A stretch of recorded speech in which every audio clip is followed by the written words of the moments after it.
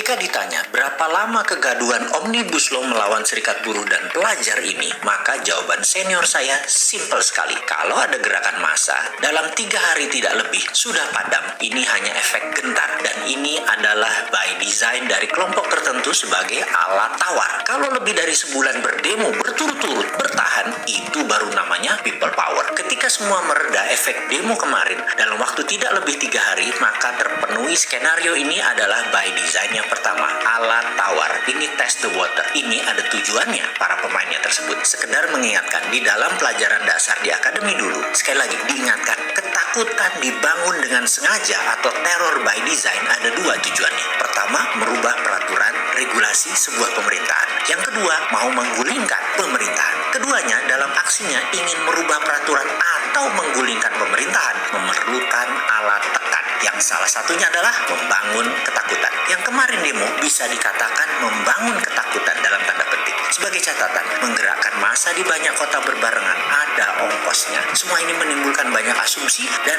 jangan asal lempar tuduhan. Oke, kita cukupi dulu. Kita bedah strategi membangun ketakutan ini di lain waktu ya. Kembali kita membahas, kalau kita ini pro kepada UKM, pro kepada kaum dasar piramida, bagaimana memasukkan hal yang memang akan menciptakan lapangan kerja baru, cepat, meningkatkan kesejahteraan rakyat secara merata dalam regulasi undang-undang. Omnibus Law menurut saya yang kemarin belum sempurna karena belum bisa melaksanakan sila kelima, yaitu keadilan sosial bagi seluruh rakyat Indonesia. Bagaimana kalau urusan bernegara ala kita usulkan untuk dimasukkan strategi pro UKM? Ada 2 usulannya. Pertama adalah mulai sekarang gunakan post accounting system atau post audited system di dalam proses perizinan untuk semua bidang usaha. Maksudnya bagaimana? Sistem sekarang semua izin di depan atau pre-accounting, IMB, BP POM dan banyak lagi sampai sertifikat halal MUI juga harus di depan. Oh ya, urusan sertifikat halal ini mungkin saya karena orang kampung dan tidak mengerti agama, jadi suka heran untuk apa sertifikat halal ini. Kenapa nggak sertifikat haram yang MUI terbitkan?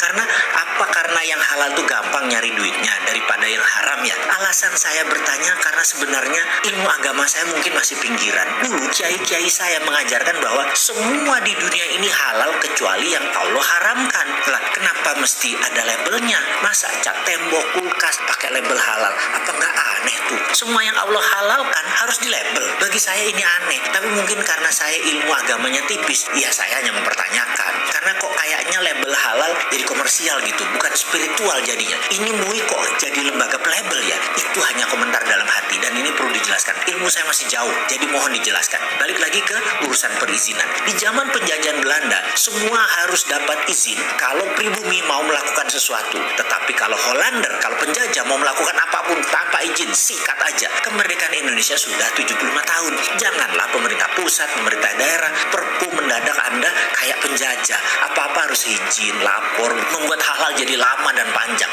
AMDAL lah, HU lah, IMB lah, izin ina itulah. Ini perlu ada, tapi sekali lagi ada tapinya. Oke, begini, biar mudah. Yang low risk dan medium risk nggak usah pakai izin. Kalaupun pakai pre-accounting, yaitu setelah jalan atau sambil jalan. Yang high risk, yang strategik, atau yang vital baru memerlukan izin usahanya. UKM itu medium risk dan low risk. Lepas aja lah UKM itu bergerak. Mau buat apapun, BP POM bebaskan. Dan lakukan post accounting, kejar di produknya di pasaran. Lakukan tes. Jika ada yang berbahaya, misalnya mengandung merkuri, kimia berbahaya masuk ke tubuh di atas ambang batas, langsung tutup.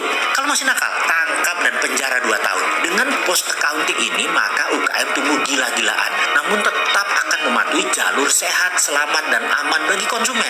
Juga misalnya mobil listrik, pupuk, makanan, dan banyak banget yang bisa bergerak UKM dengan lincah. Karena dulu hal-hal seperti ini dikekang. Sejalan dengan izin post accounting, mengkopi, memalsu, meniru produk asing selama beredar di dalam negeri, biarin. UKM itu cuma minta satu kok. Jangan ditanya-tanya, jangan minta izin ina itu.